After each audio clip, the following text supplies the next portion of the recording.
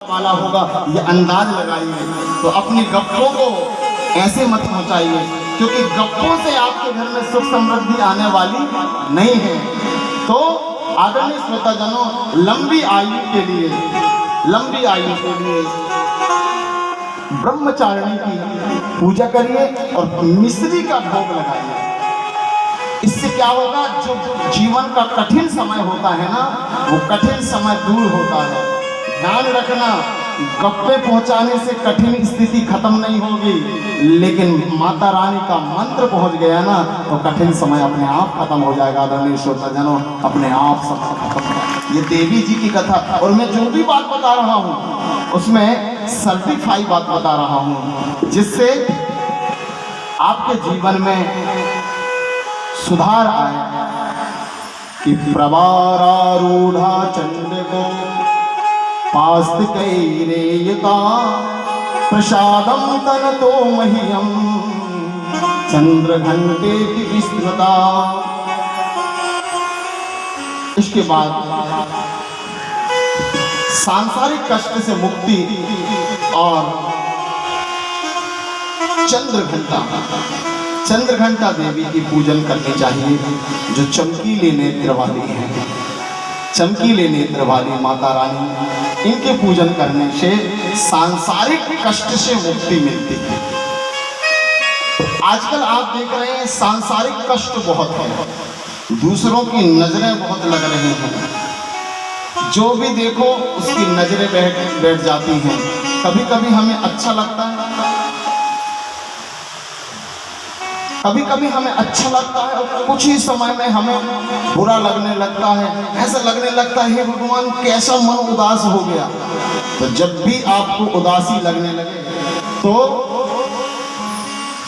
अपनी चंद्र घंटा माता रानी को याद करें और उनको पूजन करते हुए और उनको पुष्प अक्षत चढ़ाकर और उनसे संकट से निवृत्ति मांगे। और चौथे दिन कुष्मांडा की पूजा होती है, जो अंधकार मिटाती है। एक बात ध्यान रखना, दुनिया में अंधकार मिटाने के लिए कुछ नहीं बना है, केवल एक चीज बना है, वो है दीपक। शाम के समय में अपने घर में एक छोटा सा दीपक जलाएं और दीपक जलाकर अपने हाथ जोड़ें। सभी हाथ जोड़कर बाहर का भी अंधियारा दूर होगा और अंदर का भी अंधियारा दूर होगा।